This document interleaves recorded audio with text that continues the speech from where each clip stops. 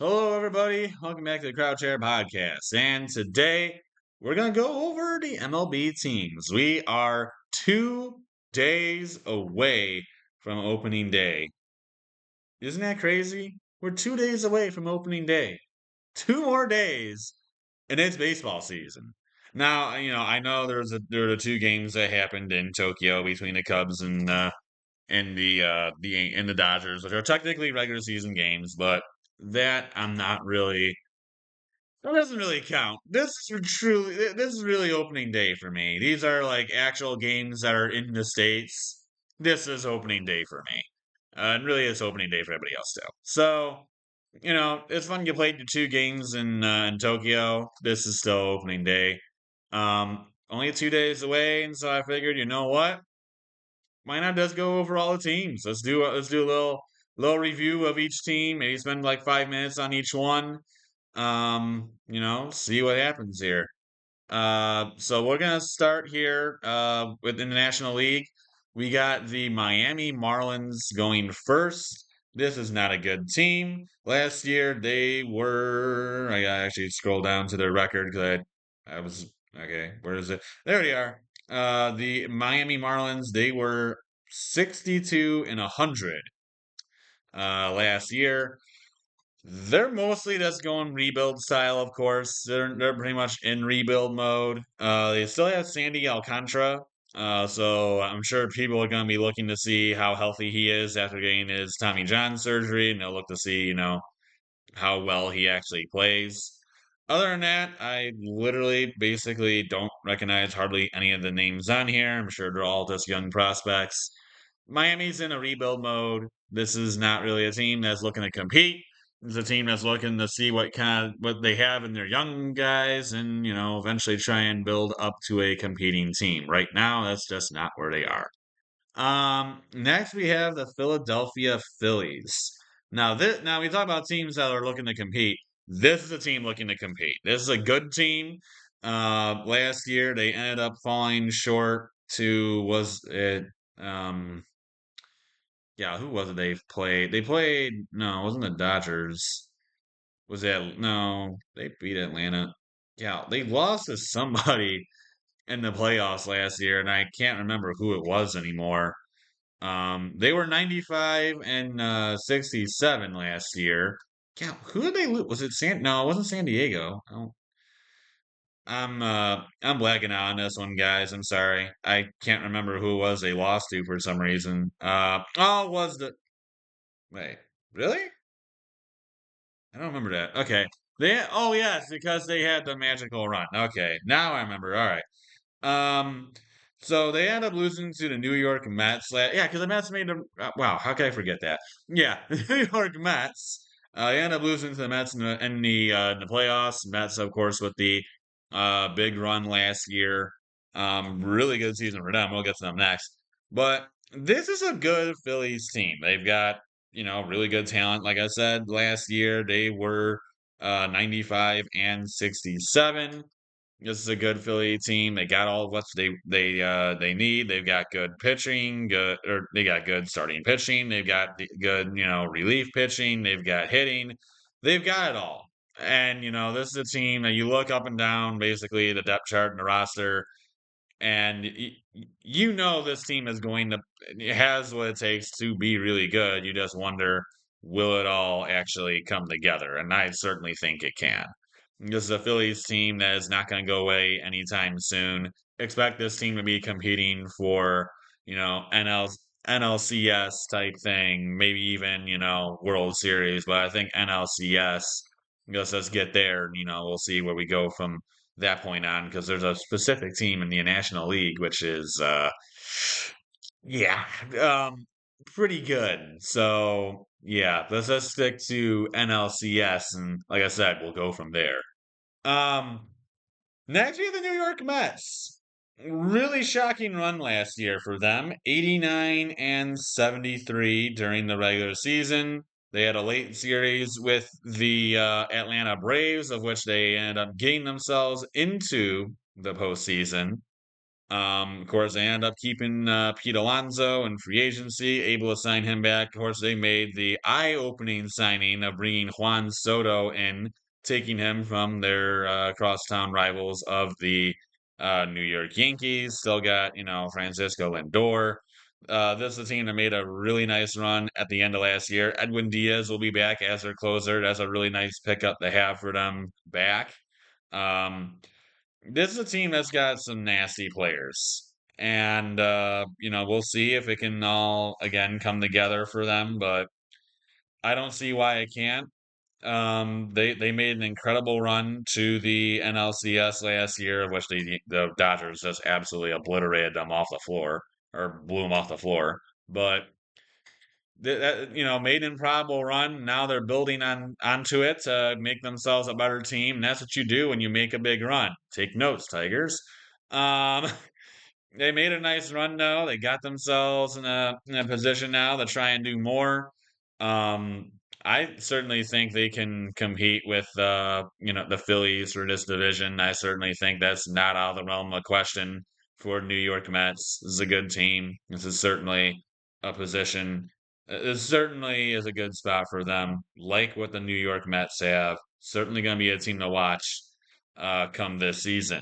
Next, we have the Washington Nationals in a similar position to that of the Miami Marlins. That's kind of, rebuilding right now, trying to get some prospects, seeing what they have. They were 71 and 91 last year. A lot of young guys on this team that they're just looking to develop and, see how good they are.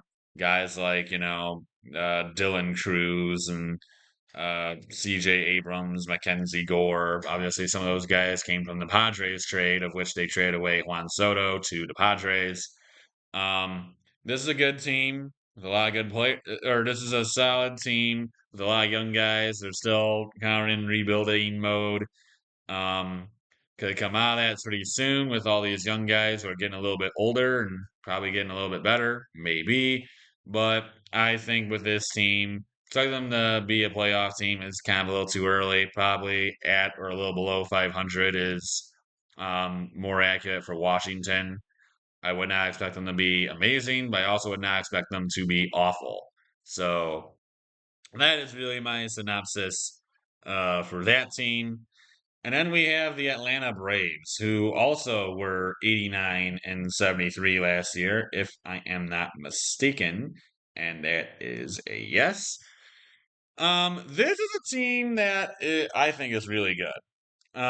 They do have some injury problems, which hopefully that can be solved by the start of the season. Guys like Spencer Strider and Ronald Acuna are huge parts of the Atlanta team. They had a lot of injury problems last season, which really hampered their overall year. But fully healthy, this is a devastating Braves team. A few years removed from a World Series. Of course, they had Freddie Freeman on it, but few years removed from a World Series title.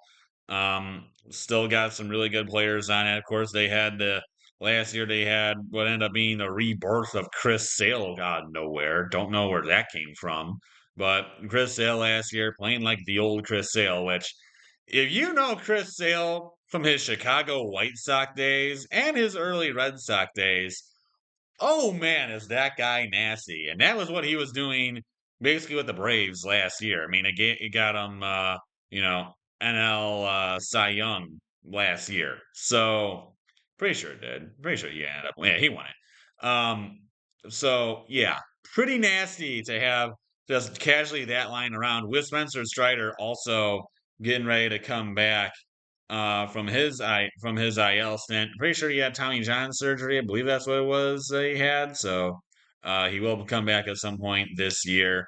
And you got the hitting of Matt Olson, Ozzy Albies, Austin Riley, Marcell Zuna, Michael Harris Jr. They got Jurickson Profar this year.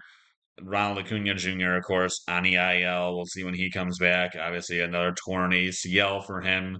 So getting him back will be huge for the Braves. But this is a really good team, assuming they all stay healthy. This is a team that's going to be pretty tough, pretty hard to beat. I mean, they've got all the talent in the world. It doesn't matter if a guy is staying healthy and actually being able to, do it. So we'll see how it goes for ATL. But right now, get this team fully healthy and up to full strength, and yeah, they're gonna be pretty scary. So we'll see how it goes for Atlanta, but certainly a team to look at. And then you have what I think is another wide open division. Not well. National AL NL East is not really that's necessarily wide open. I mean, it's between those three teams. Um, but this division I think is really wide open. The NL Central. We're gonna start with the St. Louis Cardinals here. Sorry, I gotta actually scroll that down. St. Louis Cardinals here, who last year they were 83 and 79. I think this is a team though that's gonna take a massive nosedive as they're seemingly kind of just shutting old dudes and kind of just trying to get to sort of they're kind of in a limbo stage where they're trying to basically get rid of all the old guys and bring in the young guys, and they're just kind of like sort of in like the middle of it. They haven't gotten rid of everybody, but they've gotten rid of some guys. I mean, Nolan Arenado is still on the team. They're actively trying to trade him somewhere, which unsurprisingly, no one wants his contract with him already being 33 years old and also having some really, really rough injury issues, or not injury issues, hitting issues since leaving Colorado, which is well known for being a gimmicky field. So the fact that since he's left there and hasn't been that great hitting is a bit of a concern. Also, his age. Now, is there really any interest in that? But this is a St. Louis team that is certainly, I think, on the downward swing as opposed to the upward one. This is a Cardinal team that I think is going more towards a rebuild than anything else. They're still kind of, like I said, in limbo mode. They still got some guys that are a bit older, but I think the rebuild route for the Cardinals is much more likely here. Than really anything else. Next, we have the Pittsburgh Pirates, who might have one of the biggest stars really in all of the league with the shocking, not, I wouldn't necessarily say shocking, but I don't think people expected him to be as good as he was. The absolute stardom of Paul Skeens. He was expected to be good, but I don't think people expected him to be nearly as good as he ended up being as early as he was, or as early as he was as he did with how good. Yeah, wow, I cannot. Holy crap. Um, I don't think people expected them to be as good as he was this early. There we go. Now I got it. Especially because like half a season, the guy nearly won himself a Cy Young. Like that's absurd. But he is filthy. He is a really stinking good pitcher, obviously. And he is the biggest part of this team, but they do have some other good players as well. Guys like O'Neill Cruz, Brian Reynolds, Cabrian Hayes. This is a young team. Can Paul Skeens really necessarily carry the entire team? I mean, can he pull a Tariq Skubal and just will the Pirates into the playoffs?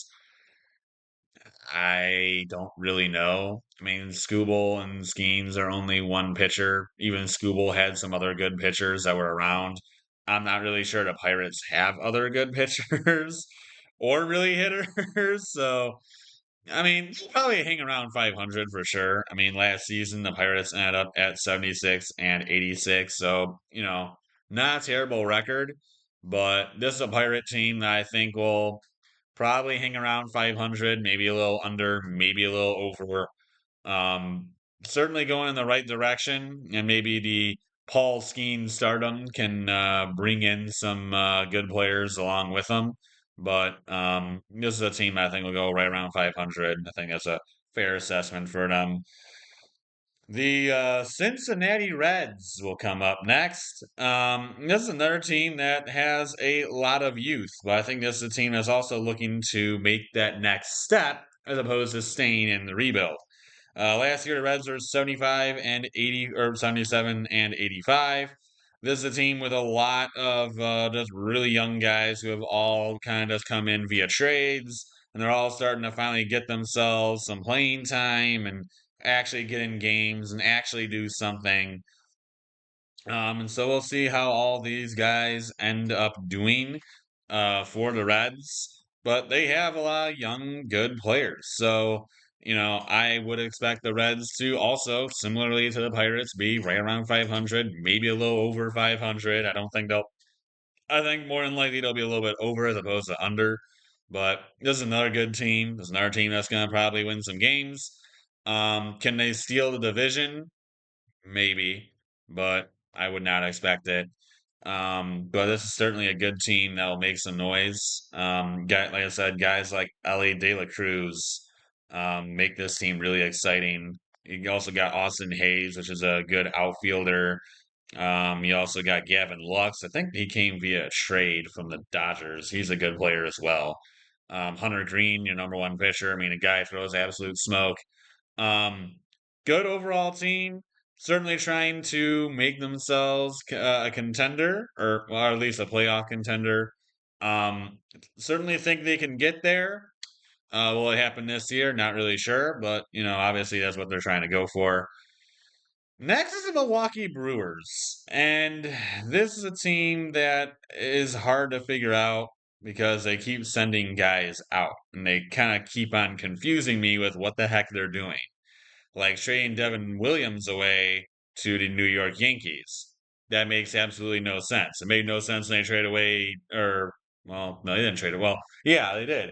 When they traded away Josh Hader, either. When they had Hader with Devin Williams. It's like, why on earth would you do that?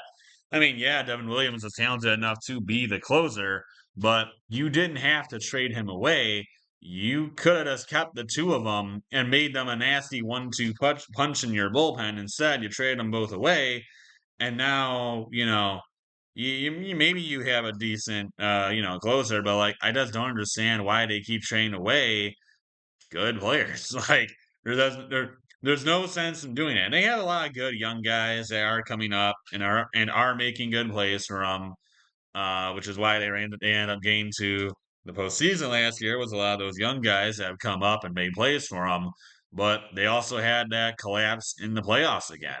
And I believe the team that beat them was might have been was really actually I think it was the Mets. I think it was the Mets. Uh, they ended up playing the Mets in their first wild card series, and I'm pretty sure it was the Mets that beat them. So that's a big problem for the Brewers. Has been the playoffs. They've kind of struggled in the playoffs past few years now.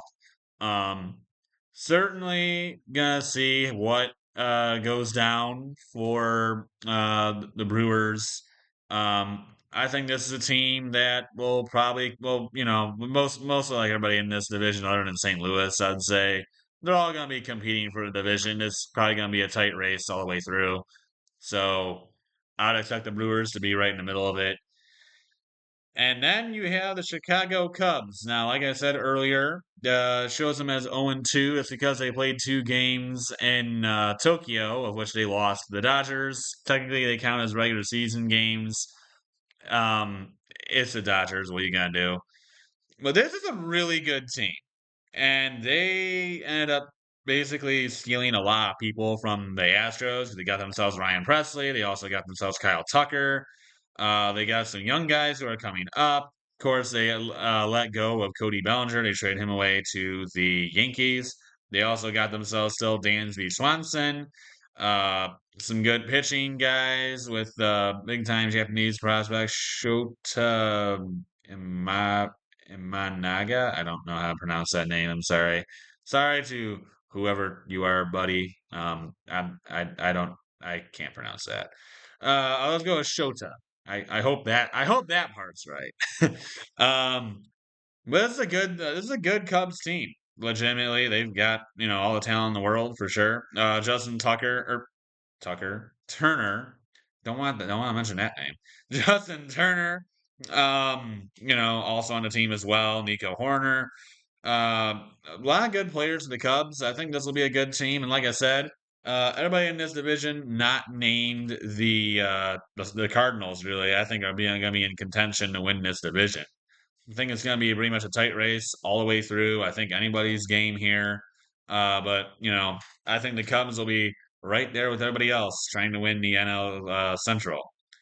And now we go to our last division here, which will be the NL West. And we start with a team that is already leading it because of the 2 games in Tokyo, and that is the LA Dodgers. It doesn't get any more absolutely disgusting than what this team has put together over the years. I mean, their pitching staff is just terrifying. I mean, just listen to this entire team. Let's go with this, and I'm just gonna say right now, I know it's hard to win 2 years in a row. Dodgers are winning the World Series for years to come. I do not care. This team is beyond just stupidly talented. I mean, like I said, just let me go through all the names here. Let's start with the pitching here, and then I'll go into the hitting. So, pitching staff is Yoshinobu Yamamoto, Shohei Ohtani, Blake Snell, Tyler Glasnow, and Roki Sasaki. Now, mind you, Clayton Kershaw, I'm pretty sure re-signed. Well, I think he re-signed with the team. Actually, I thought he did. Maybe he didn't. I don't know. But I'm pretty sure Clayton Kershaw re-signed with the Dodgers, so they have him too. Kirby Yates, Blake Snell, uh, Alex Vesia, and Tanner Scott in the bullpen, with Scott being the closer. Another really nasty player, Tanner Scott, absolutely lethal closer. Will Smith is the catcher, with Austin Barnes the backup, already really good. Freddie Freeman, Tommy Edman, Max Muncy, Mookie Betts, Michael Conforto, Andy Pages, Teoscar Hernandez, and of course Ohtani as the DH. Good stinking luck. And that's the Tigers get to play in their first regular season series. It's fun. I just this team is insane. They're guaranteed to win at least 100 games. The question is, how far do they go over 100 and do they break a record? I mean, it is ridiculous how good this team is.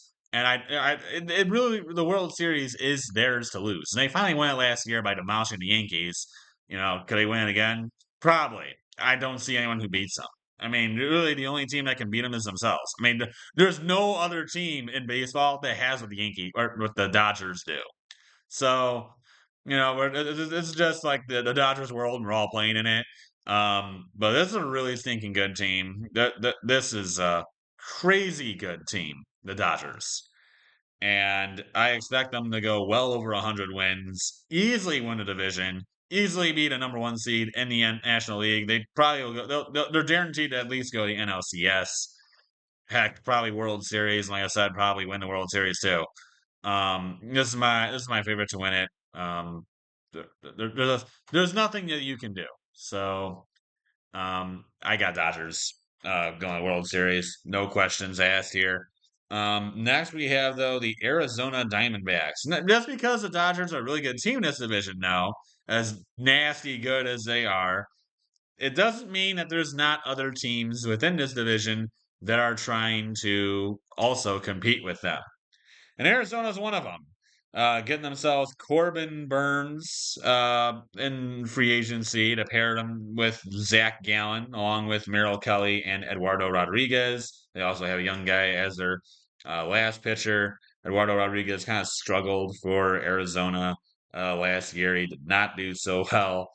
Um, but really, for the Diamondbacks, you also look at their bullpens, not necessarily I'd say the greatest, but they do have some really good hitting with Gabriel Moreno, Josh Naylor, Ketel Marte, Geraldo Perdomo, Luis Gurriel, Corbin Carroll. That's obviously a big name for them. Not exactly the best year last year. Kind of struggled a little bit. Wasn't nearly as good as the year before. So they'll hope for better things, obviously, out of him. Um, but this is a good team. Arizona last year, kind of a little bit of a disappointment. They kind of struggled at the end of the year. Or I'm sorry, they struggled at the beginning of the season. They tried to make a late run, but just weren't able to really get to the playoffs. They ended up at 89-73, which is a good record. It's actually probably comparable to what they were the year before, but obviously they expected more of them, and they were really bad to start the season. It picked up a little bit towards like the middle and towards the end, but just again, like I said, not enough for Arizona to make it to the postseason. They end up being a little short. Um, Arizona's got a good team though. This is certainly a team that will make some not make maybe the Dodgers and other teams sweat, but I don't think they'd have the firepower to knock off LA. Maybe some other teams in the National League. They certainly have a good squad to do it, but knocking off the Dodgers, I think, is too much of a task for them. So unfortunately, I think they'll kind of fall a little short of that World Series, but they'll make it as close as they humanly possibly can. Colorado Rockies, I'm not going to take much time on this one. This is not a good team. This is a team that is very much in a rebuild mode. They've kind of been in rebuild mode for like, if it feels like a decade now. This team is just really rebuilding. They've been in, like I said, infinite rebuild mode. They were 61 and 101 last year. Coors Field's a tough place to even play because of that's how gimmicky it is with, pitchers just going basically there to die because of the thin air that just lets balls carry all times. Very easy to get hits there, get home runs. So Rockies, not really a good team. And then the absolutely deadly NL West, they're gonna have a tough time winning. So I would not expect much from the Rockies once again this year. Got two teams left. We'll start with the San Francisco Giants, who went ahead and made themselves a nice signing or a couple nice signings in free agency. Forgot about that one. Went ahead and got themselves Justin Verlander in free agency. Trying to pair him with Robbie Ray along with Logan Webb. They also got Jordan Hicks. Closer, of course, still is let's say Ryan Walker now, not Camilo Doval. That's actually kind of crazy. I figured he was stuck with Doval with how good he was last year. Um, but Camilo Doval still in the bullpen. Lamont Wade still, Matt Chapman, Willie Adames is their big hitting signing. This team's got some good players. Last year they were was it 82? No. Last year they were 80 and 82, little below 500. I think probably right around 500 is another fair assessment for them this year. Um, it's their division. You put this San Francisco team in the Central, they probably would end up actually having a solid record and be right in contention for that division. But being in the West here, they're stuck with the Dodgers and Arizona, and we haven't even touched San Diego yet. But like just absolutely brutal division. And so a giant team that just kind of middle of the road and isn't necessarily amazing, or maybe slightly above average, they kind of feel that toughness of that division and they kind of struggle a bit. But it's overall a solid team. Like I said, I think they might end up somewhere right around 500. They'll probably have a decent year, but I think the playoffs are a little bit out of reach. I mean, they did have, of course, that one season where they randomly went 107, like 55 or something. But most of the guys who really did that are long gone by now because they're all like 33 plus. So none of those guys are really around anymore. So for the Giants, they're obviously looking for success, but that's going to be pretty hard to come by in the NL West. And now, last but certainly not least, we have the absolutely disgusting or San Diego Padres. Now, I talk about how good the LA Dodgers are. But if there's one team that has come oh so close so many times and actually did it once, but has come oh so close so many times to knocking off the LA Dodgers and actually dethroning them, it is San Diego.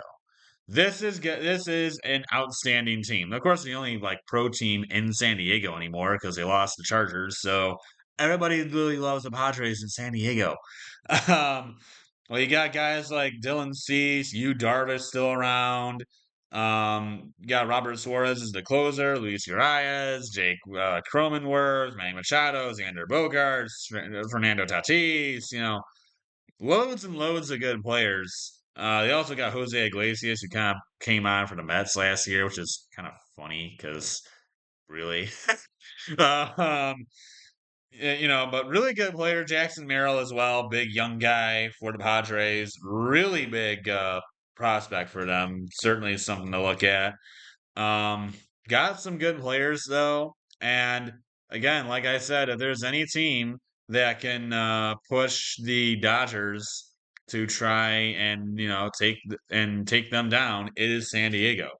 Liz, you Darvish currently as out. Uh, says he's gonna miss the start of the season with an elbow problem. I don't think that has anything to do with Tommy John. That could be a problem though for them. But this is a really good team. They got some really darn good players. San Diego always seems to be wheeling and dealing. They always seem to be trading somebody and then trading somebody away and then trading for someone. So they're always an active team in the off season.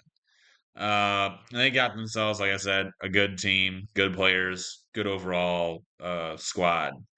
Uh, so San Diego certainly a team to look forward to seeing, really everyone this year. I'm so happy that baseball is back. I mean, most of you guys probably know me. You probably know that I love my football and that I watch a lot of football. I watch, the NFL and college football. And of course, I love my college basketball, March Madness right now. Go Wolverines. They're still alive somehow, or so they're still winning. They're actually in the Sweet 16, which is absolutely awesome, really. Um, and it's just awesome to have baseball back. And obviously, college basketball, love all this, but baseball, I played a lot of it in high school. Played a lot of it really just all together, and it always has a special place in my heart just because of how much of an affinity I have for it. I do love other sports, of course, but baseball really takes the cake. It's hard to beat baseball. I love it. I always will, and that's all I have wrote. So that's it for this video. I hope you guys enjoyed it. I will have other ones coming out for baseball. What I'll be doing, what I did before is every month I basically go over every team's record and how I think really the season has gone from thus far. Like, whoa, this is kind of surprising, or what the heck is going on kind of thing. I did this last year. So come in early May, because I will not be doing one for April, or I'm sorry, I won't be doing like early April for like the 3 days I have in March. So I'll do a review in for first day or first few days in May whenever I get the chance. I try to do it like very first day of the month. That's to be on time and be in sync.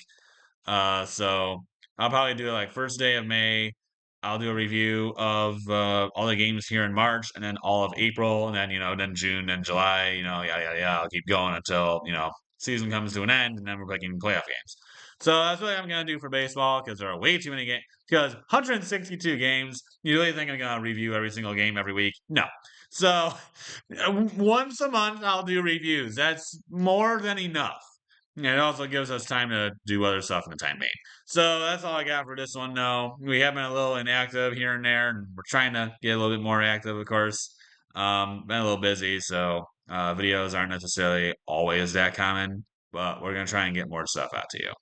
So that's all I have today. And until next time, adios, everyone.